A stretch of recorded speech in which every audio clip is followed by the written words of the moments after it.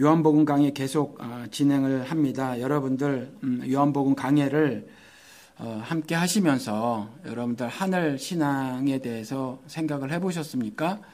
예수를 신앙하는 것에 대해서 다시 한번 뒤돌아보고 또 내가 고치고 수정해야 될 점이 없는가를 생각을 해보셨습니까?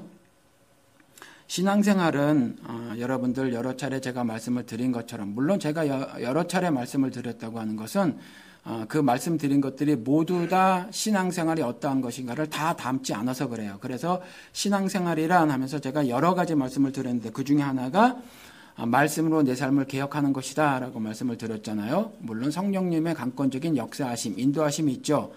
그러니까 요한복음을 여러분들이 읽고 듣고 하시면서 내 삶을 자꾸 개혁해 나가야 하죠. 바꿔 나가야 합니다. 그러려면 내 삶을 돌아봐야 합니다. 나는 옳게 살고 있는가, 하나님께서 인도하시는 것에 따라서 내 삶을 영위하고 있는가를 살펴보셔야 해요. 그렇지 않으면 여전히 나는 어제와 동일한 오늘을 살고요. 또 어떻게 말하면 내일도 여전히 오늘과 동일한 내일을 살 수 있다는 거죠. 그러면 성화의 과정이라고 하는 거, 즉 sanctification이 제가 뭐라고 말씀을 드렸죠? 칭의는 죄가 있음에도 불구하고 법적으로 우리를 의롭다 칭해 주시는 거고요. 이 성화의 과정은 하나님께서 법적인 선언을 유지하기 위해서 죄로부터 오염을 막아주는 과정을 성화의 과정이다라고 말씀을 드렸잖아요. 그러니까 어제와 동일한 오늘이 아니어야 하죠. 그리고 오늘과 동일한 내일이 아니어야 하죠. 그것이 신자들이 누리는 하늘의 은혜라는 겁니다. 그러니까 성화 과정을 산다고 하는 것은 뭐냐 하면 어제와 분명히 다른 오늘, 그리고 오늘과 분명히 다른 내일을 사는 거죠. 그러려면 말씀을 가지고 날마다 내 삶을 개혁해 나가야 하죠.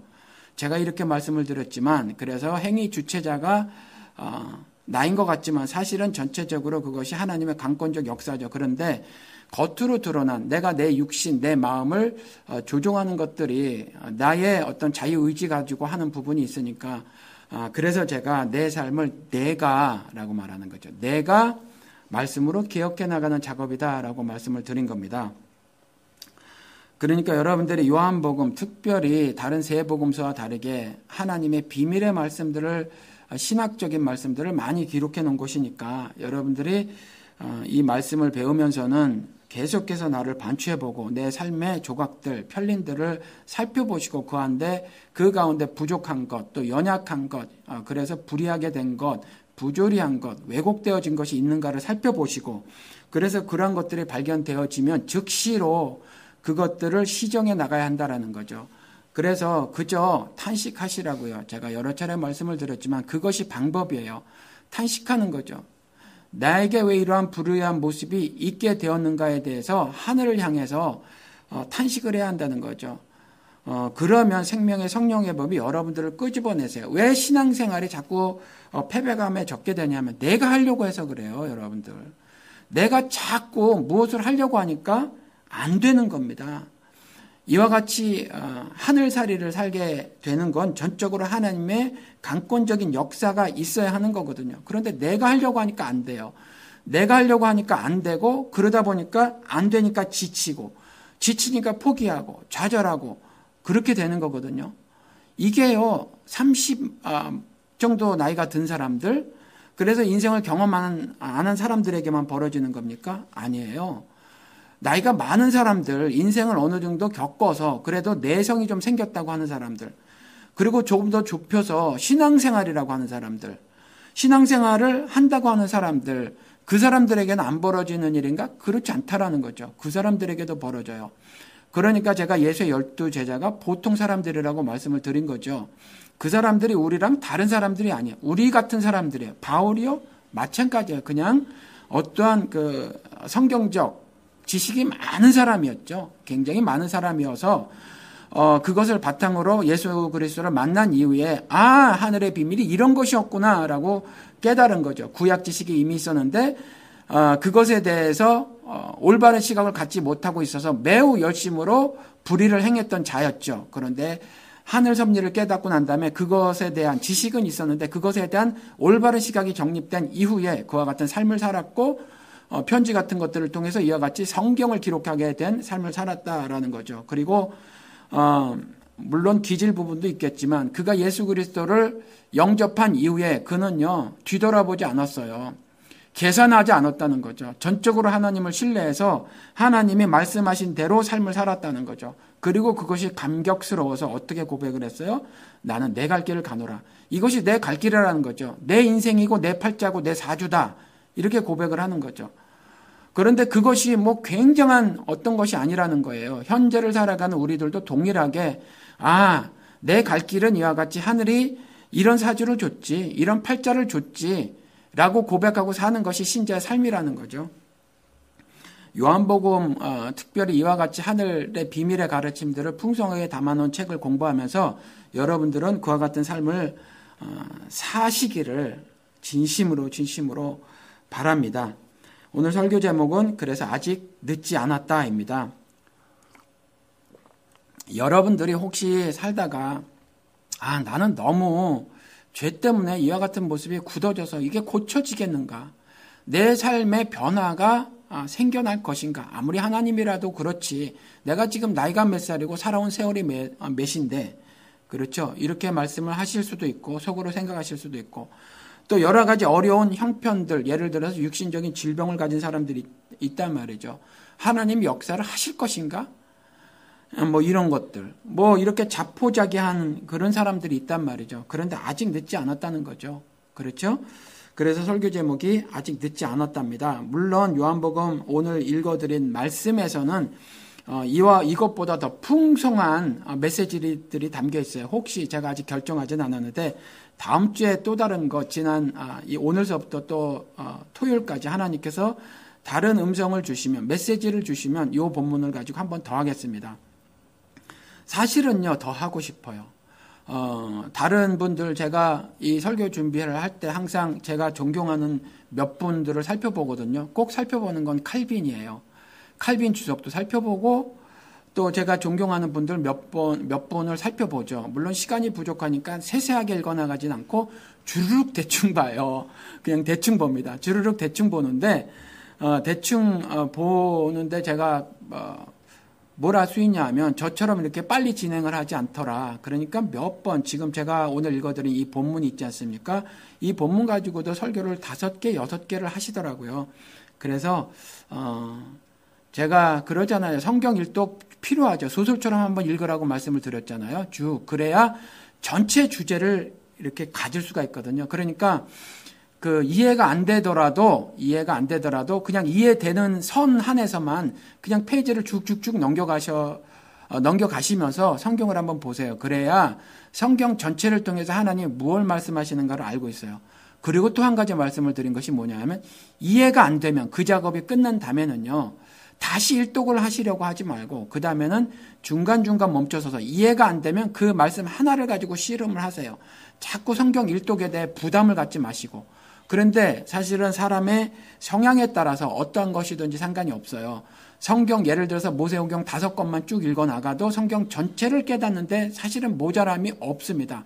하나님이 말씀하시고자 하는 그 중심 주제를 깨닫는데 문제가 없어요. 그러니까 혹 여러분들 일독을 하지 못하신 분들 있잖아요. 일독에 대한 부담을 갖지 마시고 읽어나가면서 턱턱 막히잖아요.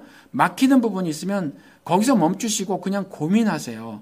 그냥 고민하시는 것이 차라리 낫다는 거죠. 일독을 안 하더라도. 그러니까 그렇게 여러분들이 생활을 하셨으면 좋겠습니다. 그래서 이 성경을 늘상 접하고 성경을 통해서 하나님께서 말씀하신 것에 대한 깨달음이 있고 또 그 깨달음이 그냥 이성으로 이해되는 것이 아니라 항상 하나님께서 강권적인 역사를 펴시는 것이 뭐냐면 여러분들의 무릎을 꺾어주신다는 거죠. 환도표를 꺾어서 그래서 하나님 말씀에 순종하도록 하시니까 그와 같은 기대를 가지고 하셨으면 좋겠어요. 그래서 이 말씀을 멈추고 이 오늘 본문 읽어드린 여기서도 사실은 다 못 나가면 어때요? 안 끝나면 어떻습니까? 그러려면 제가 뭐 500살이든 600살이든 살아야 할 텐데 그렇지 않고 앞으로도 제가 말씀 전할 날들이 몇 날이나 되는지 몰라서 성경도 다 못 전하고 제가 죽을 거라는 거죠. 그러니 어차피 그와 같은 부담감을 접고요. 그리고 그냥 여기에서도 더 취할 은혜가 있으면 은혜로서 함께 말씀을 나눴으면 참 좋겠습니다. 그런데 오늘 이 본문 말씀에서 저는 아직 늦지 않았다라는 말씀을 전하고 싶은 어떤 영적인 충동을 느꼈어요. 그래서 그렇게 제목을 잡아봤다라는 거죠. 한번 하나하나 살펴보도록 하겠습니다. 이 기록을 보면 그 요한이 말이죠. 침례를 많이 베풀었잖아요. 뭐 주석가는 수천이나 침례를 요한으로부터 받았다 그랬는데 그랬는지는 모르겠어요. 우리 베드로가 그 사도행전에 보니까 믿는 자의 수가 3천이나 더해졌다라고 하면서 침례를 준 사람이 3,000명 정도가 됐다고 하는데 3,000명?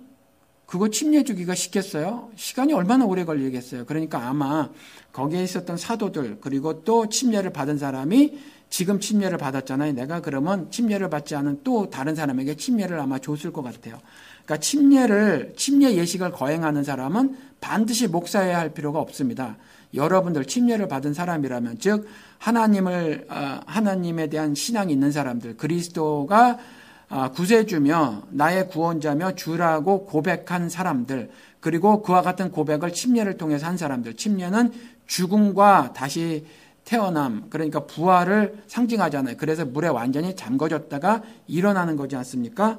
그 신앙을 가진 사람이라면 누구나 침례를 줄 수 있고요. 침례 예식을 거행할 수 있다는 거죠. 요한이 침례를 준 사람이 수천이나 되더라라는 주석이 있는데 그렇게 많이 줬는지는 모르지만 아무튼 굉장히 많이 줬는 것 같아요. 왜냐하면 요한의 침례는 센세이셔널한 거였거든요. 당시에 유대인들에게. 그건 조금 이따 말씀을 드릴 텐데 아무튼지 그랬다는 거죠. 그래서 많은 유대인들이 가서 요한에게 침례를 받았어요. 그리고 또 예수께 사람들이 침례를 많이 받았다라는 거죠. 그것이 22절, 23절 기록입니다. 읽어드리겠습니다.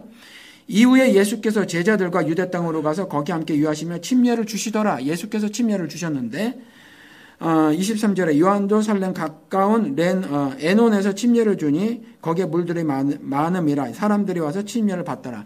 그러니까 한쪽에서는 요한이 침례를 주고 한쪽에서는 예수가 침례를 줬는데 많은 사람들이 침례를 받더라라는 거죠.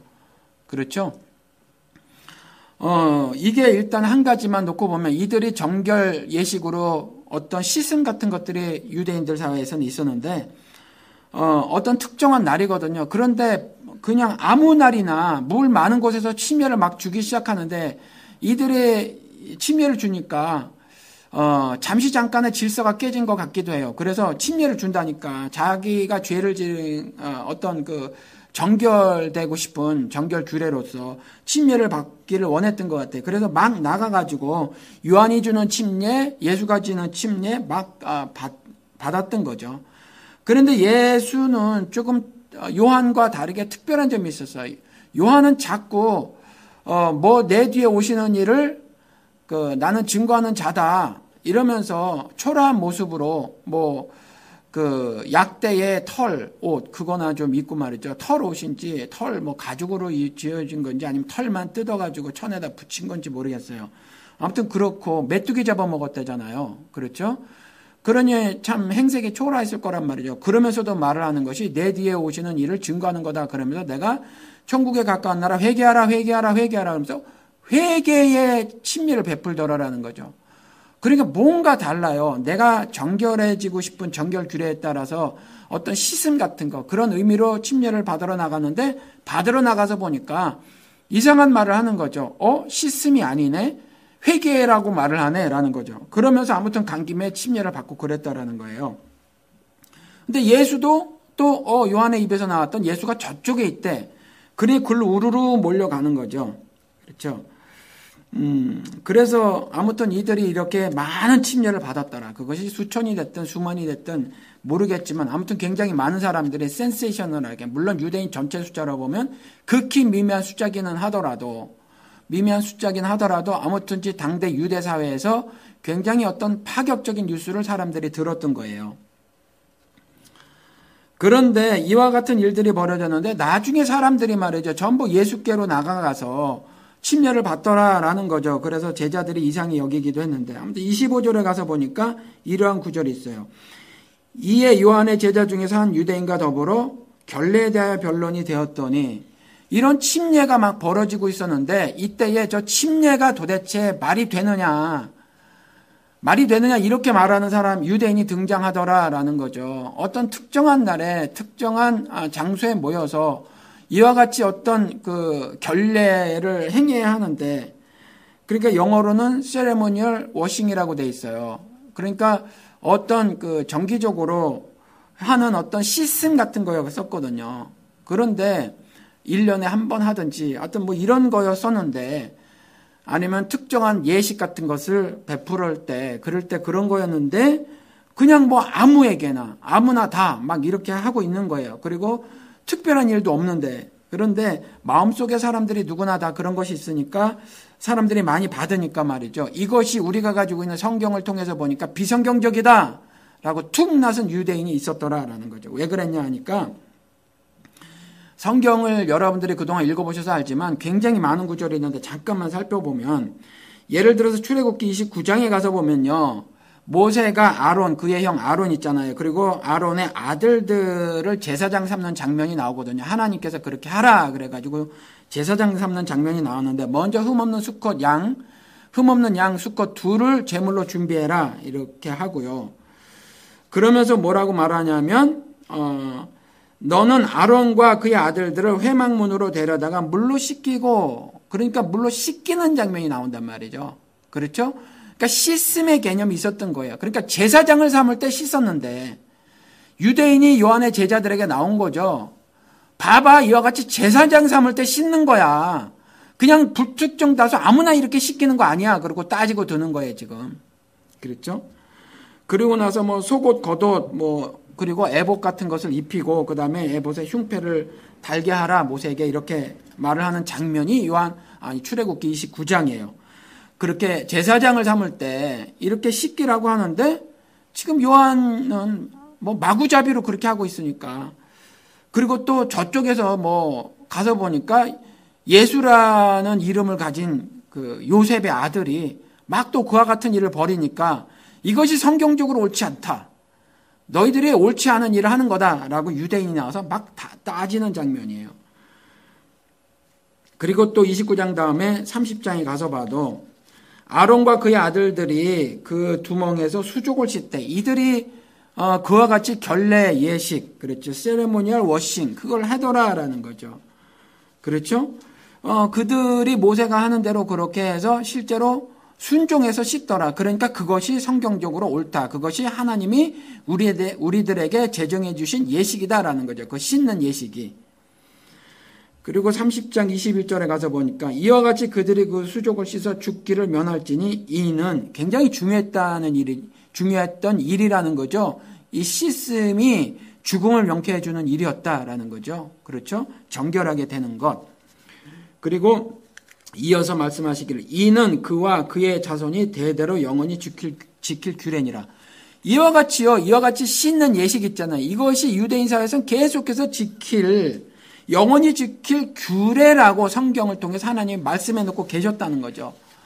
그러니까 유대인이 나와가지고, 야, 너희들 정말 너무 막대 먹었어. 너무 맘대로 하는 거야. 이렇게 말을 하고 있는 거예요. 제가 이전에 30대 때 어떤 안수 집사님께서 이렇게 말씀하시는 것을 들었어요. 목사님 편 드시는 분이었는데, 그 중고등부 전도사가 그 침례를 했다는 거죠. 침례를. 그 중고등부 아이들에게 중고등부 전도사가 막 그 침례를 줬다는 거예요. 그래서 건방지다. 아니, 담임 목사님이 계신데 너 따위가? 우리 한국 기독교에서는 전도사 그러면 아무거나 다 하는, 교회 허드렛 일 다 하는 사람으로 하지 영적 지도자로 안 치잖아요. 저도 개인적으로 영적 지도자인지 아닌지 모르겠어요. 아직 저는 학생으로 배워나가는 과정이라고, 인턴 목회자라고 생각을 하고 싶은데, 아무튼지 그것보다 더 형편없이 사실은 취급해요. 그냥 우리 아이들 베이비시터 정도로 취급을 합니다. 사실은 교회에서 중고등부 아이들 데려갈 때 뭐 얼마나 배우겠어? 그냥 애들하고 잘 놀아주면 되지 하는 정도로 전도사를 인식을 하고 있는 것은 사실이에요. 현대 한국 기독교계에서. 그런 자가 침례를 베풀었다니 보통 건방진 일이 아닌 거죠. 이 안수 집사님, 침례교인데, 침례교 안수 집사님은 장로계 장로 같으신 분이란 말이에요. 그렇죠? 그분이 보기에 아니 저 젊은 것이 30도 안 된 것이 감히 담임 목사님이 살아 계신데 그렇죠? 그런데 감히 지가 침례를 줘? 이런 일이 벌어졌어요. 동일한 거예요. 너희들이 보니까 지금 성경을 통해서 보니까 그래서는 안 되지라고 말을 하는 거죠. 그렇죠? 그런데 성경을 통해서 보면 제가 말씀을 드리지만 아무나 하면 돼요, 여러분들. 아무나 하면 돼요. 저는 그러기를 바라요. 여러분들 정말 자녀를 키우시면서 자녀가 신앙 고백을 하게 되잖아요. 그러면 아버지가 침례를 주셨으면 좋겠어요. 그 목사시키지 말고 그 교인들이 모여 있고요. 교인들은 축하를 해주고 아버지가 아들을 데리고 들어가서 그렇죠? 그리고 아버지가 침례를 줬으면 좋겠어요. 그런 전통이 우리 교회에서는 세워졌으면 좋겠습니다. 그리고 침례 예식도 그랬으면 좋겠어요. 네나 아니오로 아멘으로 대답하시기 바랍니다. 예수 그리스도를 구원자로 믿으십니까? 그럼 네 혹은 아멘. 예수 그리스도를 주로 믿으십니까? 아멘. 이렇게 형식적으로 하지 말고 그냥 네가 신앙 고백을 해라. 네가. 그리고 예수 그리스도를 믿는다는 것, 예수 그리스도 안에서 새로운 삶을 살게 됐다는 것, 거듭난 자로 살게 됐다는 것이 얼마나 기쁜 일인지 스스로 고백하게 하는 거죠. 스스로 고백을 하게 하고 뭐 질의응답 같은 거 하지 말고 말이죠. 이전에 물론 침례 예식을 하기 전에는 성경에 대한 기본적인 교리 같은 것들을 공부를 했으면 좋겠어요. 그건 아버지가 못 가르치게 되면 아버지가 목사님한테 좀 배워서 그래서 그것도 아버지가 가르쳤으면 좋겠어요. 그렇게. 그래야 하늘 유업을 부모를 통해서 전달시키는 거니까. 목사가 그런 일들을 도와줬으면 좋겠어요. 제가 그런 일을 도와드리고 아버지가 그렇게 했으면 좋겠어요. 그래서 그런 것들 한 다음에는 그 다음에 그리고 아들이 침례를 받게 되면요. 신앙 고백을 하게 되고 그랬을 때 정말 기쁨의 미소가 얼굴에 안 띄어지겠어요? 저는 띄어질 거라고 생각이 들어요. 그렇죠? 띄어질 거라고 생각이 들고 그리고 내가 죽노라 내가 그리고 주님 만나서 다시 사노라 물론 이것이 형식이고 예식에 불과하지만 그 예식을 아버지가 치러주는 거죠. 그렇죠? 그래서 몸을 이렇게 부축을 하고 물에 잠궈주는 겁니다. 잠궈주고 다시 일으켜주고 그런 것들을 그렇게 했으면 좋겠어요. 그런데 제가 이전에 젊었을 때 뭐 지금도 늙진 않았지만 그때 그렇게 말씀하신 안수 집사님 뭐예요? 율법에 사로잡혀 있는 거잖아요. 그렇죠. 근데 지금 오늘 그 정결 규례에 대해서 시스템에 대해서 나서서 요한의 제자들과 날선 논쟁을 벌였던 이 유대인은 그나마 죄송합니다. 제가 자꾸 이렇게 혀가 꼬이고 버벅거려요. 성경적이나 하죠. 그렇죠. 그런데 그 안수 집사님은 성경적이지도 않은 거예요. 담임 목사님이 눈을 퍼렇게 뜨고 살아 계신데 말이야. 네가 건방지게 이렇게 말하는 건 성경적인 것도 아니잖아요. 그냥 교회 전통에 따라서 그렇게 한 거니까 사실은 이런 것들이 얼마나 악한 일인지 몰라서 함부로 말을 하는 거란 말이죠. 그게 그런 걸 율법주의라고 말하고 그 율법주의는 하나님을 반역하는 거라고 분명히 예수 그리스도께서 입을 열어서 말씀하셨으니까 그런 것들을 다 버리셔야 살아있는 신앙생활을 하죠. 생얼 그렇죠. 우리 생자 그런 거 쓰잖아요. 생맥주, 생얼 뭐 그런 거. 그죠? 그게 날생자서 살아있는 거잖아요. 우리 리빙솔 생명이 그와 같이 죽은 율법을 가지고 살아야 되겠습니까? 생생히 살아있는 하나님의 은혜를 가지고 살아야 하잖아요. 그렇죠? 그러니까 살아있는 믿음 생활을 하시길 바랍니다. 또 레위기 15장에 가서 보면 말이죠.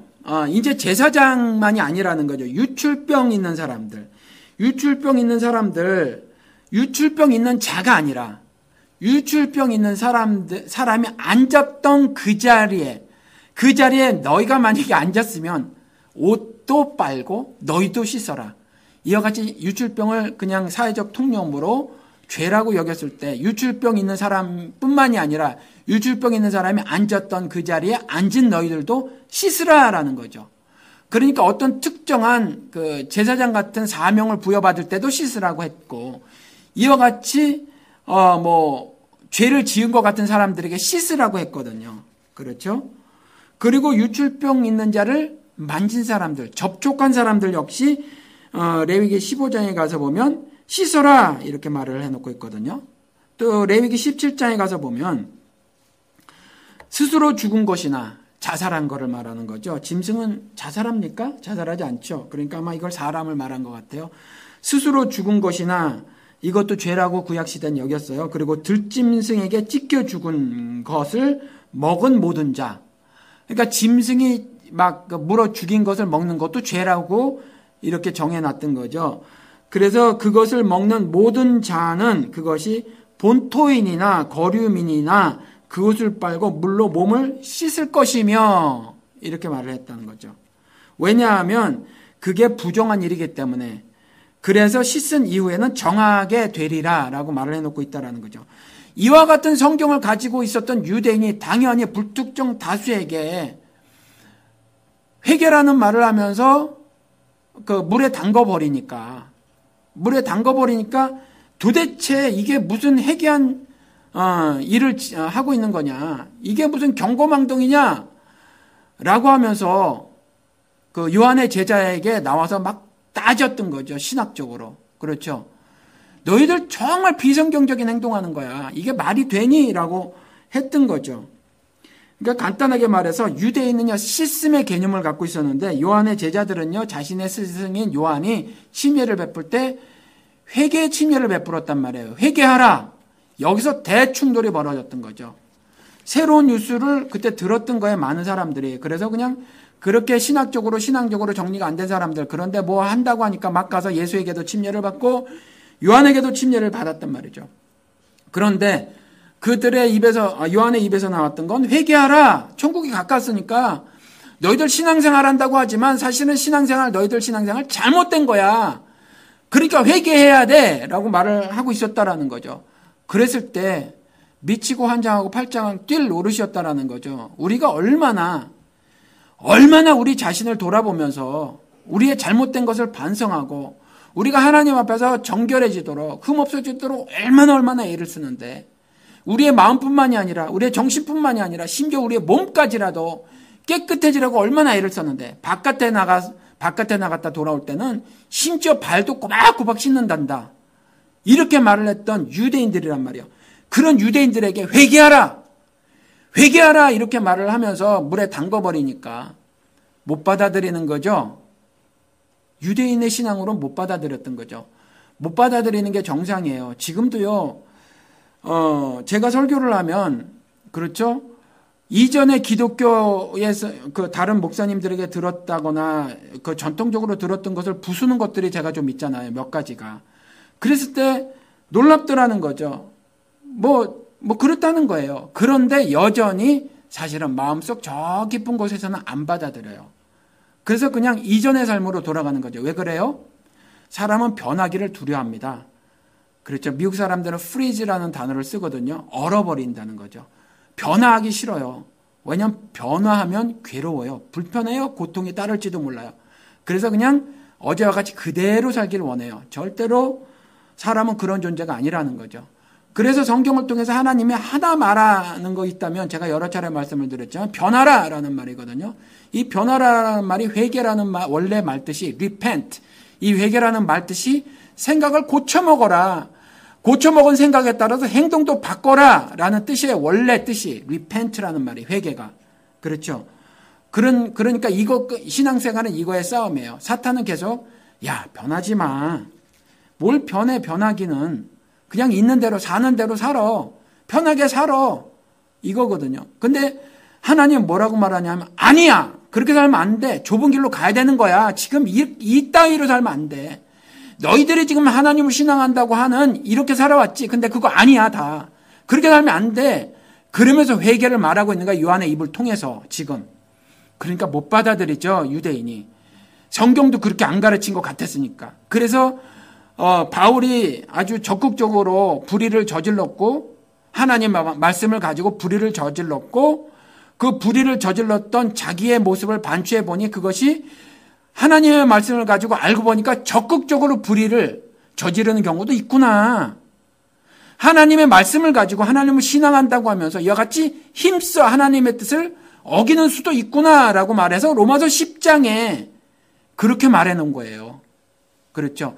입에 있고 마음에 있다라는 표현이 가까이, 즉 이미 복음을 들었다라는 거거든요. 들었는데 힘써 하나님의 의를 저버리잖아요. 아주 애를 써서 노력을 하면서 하나님의 뜻대로 안 산다.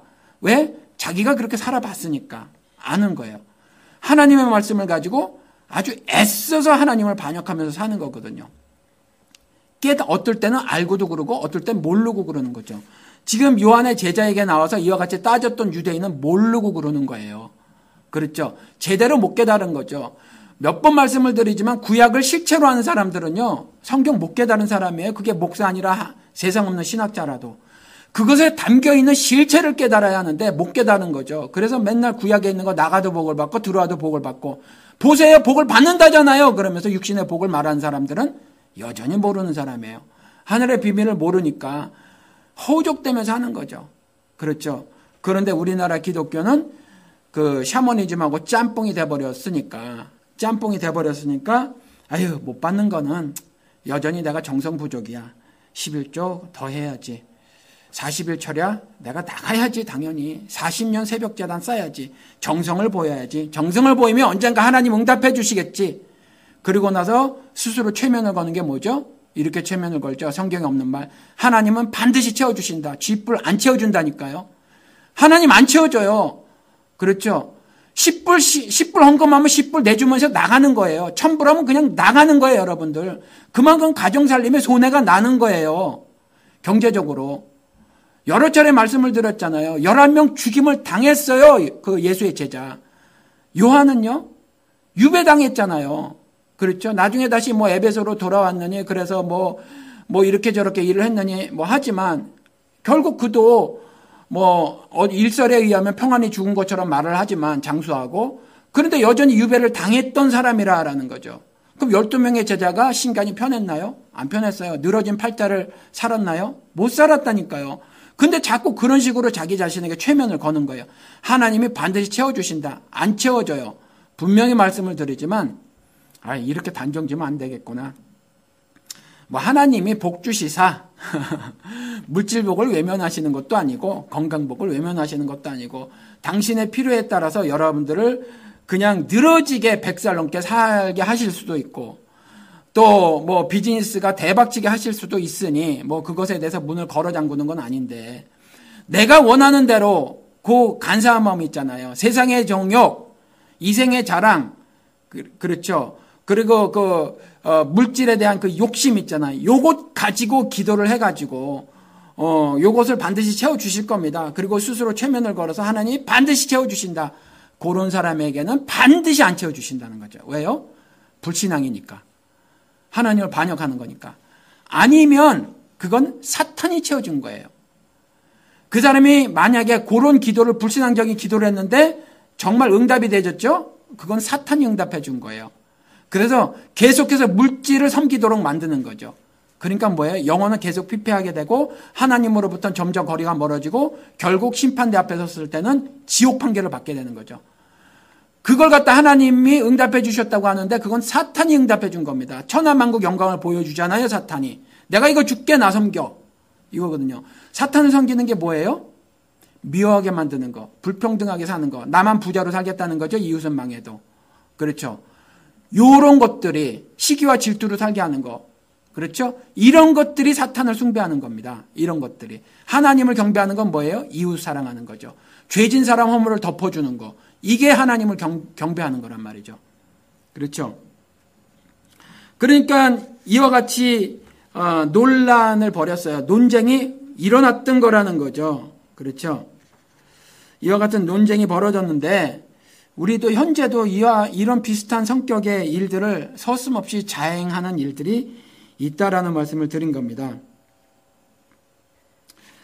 그런데 이제 요한의 제자들이 26절에 가서 보니까 요한에게 그렇게 말을 합니다. 랍비요, 가만히 보니까 선생님이 말씀하셨던 그 사람이 저기에서 물론 하나님의 아들이요, 즉 신이시요, 그리스도인 것을 이들이 잘 다 깨닫고 있었던 건 아니에요.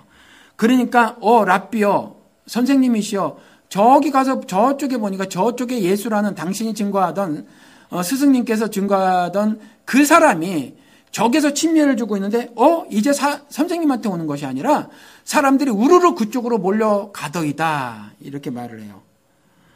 이렇게 말을 하는데 이게 제 생각에는 약간 질투가 아닌가 생각이 들어요. 질투. 그렇죠. 내가 모시고 있는 선생이 가장 커서 내가 요한을 따랐단 말이죠. 그렇지 않으면 예수를 따랐을 텐데. 그 요한을 따르던 제자니 당연히 스승님이 그와 같은 인기도 잃고 뭐 사실은 침례 이거 우리 선생이 먼저 하던 건데 나중에 뒤따라 하던 나중에 하던 저자가 가만히 보니까 사람들이 관심을 그 예수에게 더 보이는 거예요. 그렇죠.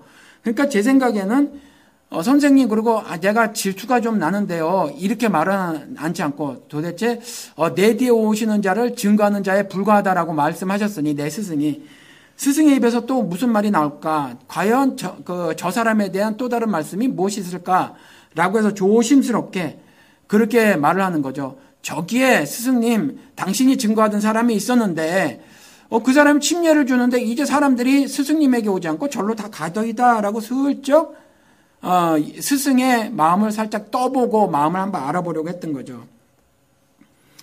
그러니까 잘 몰랐던 거예요. 예수 그리스도에 대해서. 그런데 비슷한 예가 마태복음 20장에 가서 보면 나오는데 요한과 야고보가 형제죠. 요한과 야고보 형제인데 마태복음 20장에 가서 보면 누가복음인가는 10장에 기록이 되어 있는 건데 이렇게 되어 있죠. 주의 나라 회복에 대해서 사실은 이스라엘의 모든 사람들이 갈망하고 있었어요. 근데 주의 나라 회복이 실제로 자신들의 조상들이 살았던 정말 육신에 보이는 그 이스라엘 회복을 말했던 거군요. 그러니까 대한독립 만세처럼 조선이 일본 제국으로부터의 독립을 쟁취하는 것처럼 로마 제국으로부터 하나님의 선택된 나라인 이스라엘의 회복을 다 기대하고 있었어요. 그러니까 영적인 나라 천국에 대한 개념을 가지고 있었던 사람들이 없었다라는 거죠. 예수의 12제자 역시 사실은 그런 생각들이 많이 있어서 예수를 이스라엘의 왕이요라고 고백을 했다고 하더라도 그것이 다윗 왕처럼 생각을 했던 거예요. 다윗 왕. 그래서 다윗의 자손 예수시여라고 고백을 했던 거예요. 그렇게 고백을 했던 거거든요. 이와 같이 물리적 국가의 재건 이걸 다시 생각을 했던 거거든요. 물리적 국가의 재건. 그래서 제가 여러 차례 예로 들어드렸던 예루살렘 성벽 재건, 예루살렘 성벽을 재건한다는 것은 거룩한 도성이 예루살렘을 재건한다는 뜻이고 그 다음에 그 안에 있었던 성전을 다시 재건하기 위해서 이스라엘 사람들이 2번 금식을 했단 말이에요. 그런데 그와 같이 물리적 장소의 재건은 신앙생활이 아니야 라고 하면서 그 금식이 나를 위한 것이었더냐 하면서 하나님이 비판하시더라라는 거거든요. 그러죠? 그게 아니라는 거죠. 그게 아니라는 거예요. 그러니까 우리가 지금 보이는 이 지역교회 있잖아요. 비저블 처치. 이 비저블 처치는 그리스도가 머리 되시고 또 지체된 그 성도들의 연합체인 인비저블 처치, 유니버설 처치, 캐톨릭 처치, 우주적 교회의 성격을 드러내는 교회만 사실 교회예요. 그냥 조직체로서, 유기체가 아닌 조직체로서 어떤 교회의 모습만 가지고 있으면 그 교회는 그리스도께서 입에서 내칠 교회다라는 거죠. 그래서 사람이 얼마 모였느냐 상관이 없이 하늘 성격을 담고 있느냐 그 교회가 하늘 섭리를 구현해내고 있는 교회냐 이걸 알아야 해요. 이것이 초점이 돼서 교회를 바라봐야 한다는 거죠. 그래야 올바른 신앙생활을 할 수 있다라는 겁니다. 그런데 이와 같이 물리적 이스라엘 국가의 회복, 재건을 위해서 다들 갈망을 하고 있었으니까 그렇겠죠. 피지배 민족으로 사는 것이 얼마나 고통스러워요. 우리도 그렇잖아요. 우린 정말 이 이스라엘 사람들 심정을 안단 말이에요.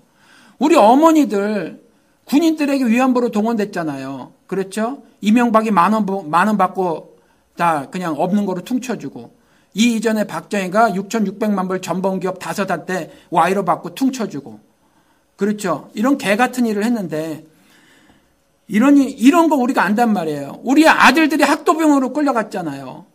우리 아버지들이 미쓰비시 같은 전범 기업에 무기 만드는 기업에 가가지고 돈도 못 받고 거지 같은 꿀꿀이 죽 먹어가면서 노예로 살았잖아요.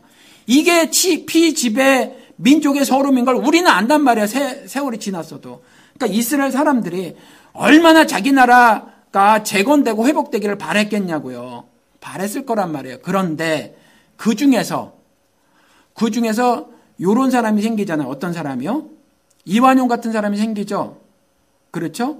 이완용 같은 사람들이 그렇지 않아도 고관 대작인데 뭐 피지배 나라에, 그러니까 지배받는 나라에 그 주권이 없는 나라에서 높은 자리에 있으면 뭐해? 일본의 벼슬을 얻어야지. 그래서 일본의 벼슬을 뭐 꼭 그것만이겠어요? 똑똑한 사람이니까 아시아가 돌아가는 꼴을 보니까 일본이 다 점령하는 것 같고 그러니까 차라리 여기에서 그냥 그렇게 사는 게 낫겠다. 그런 어떤 그 정치적인 자기 나름대로의 견해? 뭐가 있었겠죠. 그래서 그런 결정을 했겠지만 아무튼 개인적인 욕심도 있었다라는 거죠. 우리 그 주권 국가인 일본, 우리는 그냥 한국 신민이잖아요. 우린 신화 국가잖아요. 그렇죠. 그러니까 우리의 본국, 우리나라의 벼슬을 얻어야 그게 진짜 성공이지. 이런 그 신민 국가에서 벼슬을 해 뭐해? 그래가지고 그 벼슬을 얻으려고 나라를 팔아먹는단 말이죠. 요런 심정을 가진 자가 바로 이 마태복음 20장, 그것도 예수의 제자라고 하는 자들. 예수님께 당신이 이스라엘 왕이요라고 고백하는 요자들. 그런데 이게 물리적 나라를 회복하는 것으로 생각했던 요자들이, 그리고 어머니가 뭐라 그러죠? 어머니가 나와서, 물론 기록되어져 있진 않지만 요한과 야고보가 어머니에게 그렇게 말했을까요? 평소에 어머니, 우리 예수님이 이제 나라 회복하셔가지고 말이죠. 본 게 있으니까 기적 막 베푸니까 말이죠. 그렇죠? 뭐 초능력자니까 뭐 사람이 할 수 있는 일을 막 하는 거 보니까 지금 당장 큰 세력은 없어도 이분이 정말 큰 일을 해내겠구나. 이런 생각이 있으니까 우리의 소망은 예수요. 막 이러고 그를 막 따라가는 거죠. 따라가면서 어머니, 이제 우리나라가 말이에요. 로마로부터 독립이 되면 한 자리 하고 싶어요. 요따운 말을 했겠죠. 이완용 같은 생각을 가졌던 거예요. 그러니까 어머니가 요한과 야고보의 어머니가 예수께 나아가죠. 주의 나라 회복이 천국이 아닌 거, 그렇죠? 그냥 천국이 아닌 회복될 이스라엘, 그거로 알았던 사람들이니까 높은 자리에 앉기를 원해가지고, 예수님, 당신이 왕이 되면 있잖아요. 우리 아들들 하나는 그 보좌, 왕의 자리, 보좌의 우편에 하나는 앉혀주시고, 하나는 좌편에 앉아주세요. 하나는 영의정 삼아주시고, 하나는 좌의정 삼아주세요. 아니, 우의정 삼아주시고, 좌의정 삼아주세요. 이런 거잖아요. 이게 요한의 제자 입에서 나온 거예요. 그러니까 하나님을 신앙한다고 하는 사람들 있잖아요. 우린 날마다 말씀으로 개혁해요. 우리 마음속에 더러운 것이 있는가 없는가를 살펴보지 않으면 우리도 여전히 이와 같은 탐심이 끌어오르는 존재다. 우리의 가장 연약한 곳을 잘 아는 지혜로운 사탄이 쿡쿡 찔르면 우리도 넘어갈 수 있는 존재다라는 거죠. 이런 말을 하는 거예요. 그러니 예수가 어떻게 대답을 하죠? 너희가 구하는 것을 너희들이 알지 못한다. 참 한심하다는 거죠. 그렇죠. 그런 일은 벌어지지 않아 라는 거예요. 그런 일은 벌어지지 않아. 그러니까 너희가 구하는 것을 너희가 알지 못해. You don't even know what you want. 그죠? 모른다는 거예요. 모른다는 거. 그렇게 말씀하시죠. 나라에 대한 심각한 오해가 있었던 거예요. 그렇죠. 그러면서도 버릴 수 없잖아요. 그러니까 한번 설명을 해주는 거죠. 너희가 내 잔을 마실 수 있겠느냐? 이렇게 말해요. 너희가 내 잔을 마실 수 있겠느냐? 그러니까 죽음을 각오하느냐? 이 뜻이죠. 내 쓴 잔을 너희도 마실 수 있겠느냐? 죽음을 각오하겠느냐? 이랬을 때 이 죽음이요. 죄를 진 사람들이 받는 형벌을 말하고, 그 다음에 그 형벌을 받아서, 그 다음에 예수 그리스도께서 그 죄를 도말하시는 것을 말을 하고, 사람들이 받게 될 형벌을 명쾌해주는 그 신적인 의미로서의 죽음을 말하는 건데, 그냥 그 의미를 못 깨달은 거죠. 예수 그리스도는 너희가 알지 못한다, 내가 뜻을 알게 해줄게 하면서 너희가 내가 마시는 죽음의 잔을 마실 수 있겠느냐라고 말을 하는 건데, 이것들은 여전히 못 알아들었죠. 그러니까 뭐라고 말하죠? 그렇죠. 나는 죽을 각오가 있습니다. 지금도 그러잖아요. 새정년 정당 이름도 잘 모르는 초선 의원들이 나와가지고 대담하는 팟캐스트 방송을 하나 들어봤어요. 그런데 문제점도 다 알아요. 자기 당의 문제점도 다 알고 일반인들이 몰랐던 거 저도 몰랐는데 굉장히 의견 수렴이 안 되고 민주적 절차가 무시되고 말이죠. 마음과 마음에 그러니까 소통이 되지 않는 그러한 지금 구조가 돼 있더라고요. 그러니까 중진을 비롯한 원로 이런 사람들이 초선 아니면 이선 이런 사람들의 의견이 싸그리 무시되는 현재의 어떤 그런 관행들이 있더라. 도무지 말이 안 된다. 이런 토를 하는데 그 중에 한 사람이 이렇게 말을 하더라고요. 죽을 준비가 안 돼 있다. 이렇게 말해요. 죽을 준비가. 그러니까 예수를 믿지 않고 세상 일을 경영하는 사람들도 정치인들도 말하는 게 뭐냐면 죽어야 산다 이거 말하는 거예요.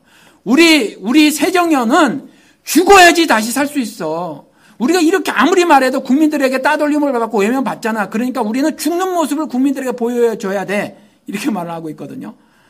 죽어서 사는 비밀을 세상 사람들이 아나 봐요. 우리 기독교인들은 몰라요. 그래서 살기를 기를 쓰죠. 근데요, 성경을 통해서 말하고 있는 건 죽어야 사는 거예요. 죽어야 사는 거. 그렇죠? 그런데 이와 같이 이들도요, 죽기를 각오해야 한다. 이렇게 말을 하는 거죠. 그런데 이들이 죽기를 각오한 것들이 어떤 건지 모르겠어요. 그런데 아무튼지 예수의 그 이런 말에 그 요한과 야고보가 대답을 하는 거죠. 죽기를 각오했습니다. 나도 왕이시여 당신이 마시는 죽음의 잔을 나도 마실 각오가 되어 있습니다. 따르겠습니다. 그렇죠. 따르겠습니다. 그렇죠. 대단한 각오라는 거죠. 예수 그리스도와 막 핀트가 어긋나죠. 핀트가 많이 어긋나요. 그러니까 예수님이 뭐라고 말해? 그래, 잔은 마실 수 있겠지. 그래, 너희들의 그 잔은 마실 수 있겠지. 너희들의 용기가 가상하다. 그리고 나를 따르려는 나에 대한 신뢰도 굉장하구나. 인정한다. 그래, 잔은 마실 수 있겠지. 죽음을 각오한 거 믿어주마. 이 말이죠. 그렇죠. 그런데 내 좌편과 우편에 앉는 것은 내가 줄 수 있는 게 아니야. 자, 하늘의 비밀을 말해줄게. 그건 나를 보내신 하나님 소관이란다. 이렇게 말을 하는 거죠. 이렇게 말씀을 하고 있는 거예요. 그러니까 완전히 예수를 따르던 제자라도 몰랐던 거죠. 예수를 따르던 제자라도. 이와 같이 말이에요. 예수가 누군지 모르는 거예요. 실질적으로. 예수의 제자들도 몰랐던 거예요. 그런데 하물며 유대인은 알았겠어요. 몰랐다라는 거죠. 그렇죠. 여기서도 예수 그리스도가 말하는 게 뭐예요? 예수 그리스도가 말하는 것이 하늘나라를 말을 하고 있었다라는 거죠. 요한이요 이후에 그 제자들이 이러한 말을 한 것을 듣고 말이죠. 예수 그리스도를 증거하기 시작합니다. 예수 그리스도를 증거하기 시작하는데 또 오늘도 시간이 한참 지났어요. 준비한 말씀도 다 못 전하는 일이 요즘 이렇게 발생을 합니다. 그러면 다음 주에 뭐 부족한 점을 메워 나가기로 하고 간단하게 빨리 전하고 마치도록 하겠습니다. 이러한 일들을 딱 보고 그 다음에 요한이 듣고 그러니까 제자들이 나와서 랍비여 선생님이요 그 당신이 원래 먼저 그 뭐예요? 요즘으로 치면 그 무슨 권이라고 저작권 당신이 저작권을 갖고 있는 침례 있잖아요. 그 침례를 저작권도 당신이 지금 넘기지도 않았는데 선생님 저기에서 어떤 인간이 물론 당신이 증거하던 그 인간이긴 한데 그렇게 하고 있어요라는 질투를 보였다라는 거죠. 그러한 질투를 보였고 제가 전해드린 말씀 이와 같이 올바르게 이해하지 못한 사람들이 사실은 예수의 제자들 가운데도 있었더라라는 거죠. 요한도 사실 그랬다라는 거예요. 잘 깨닫지 못해서 사실은 요한도 이와 같은 속셈이 있었더라. 뒤에 좌편에 앉고 우편에 앉아 있고 싶었던 그것이 있었더라. 조금 깨달았어요. 그러니까 구원의 온 프로세싱을 다 모르고 회개의 침례만 사실은 베풀었고 그가 말했던 것은 천국에 가까웠으니까 너희들은 회개해야 해. 이 정도예요. 무엇을 회개해야 하는지는 사실 요한도 다 깨닫지 못했을 수도 있다라는 거죠.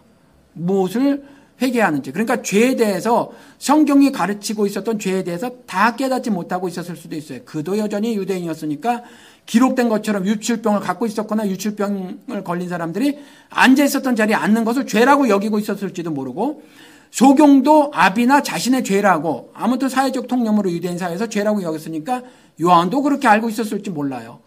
그렇지만 뭔지는 모르지만 자기가 앞서서 증거를 해야 하는데 메뚜기나 먹고 약대 털을 가지고 뜯어가지고 대충 걸쳐 입었어야 할 요한이 하늘로부터 사명받았던 것은 너희들이 내가 올 그 이에게 집중해야 돼. 지금까지 신앙생활 모두 나가리. 지금부터 이제 새로 오실 어떤 이가 계신데 그가 하나님이야. 그가 신이야. 그가 하나님의 아들이며 그가 메시아일 거야. 나는 그를 증거하는 사람이야.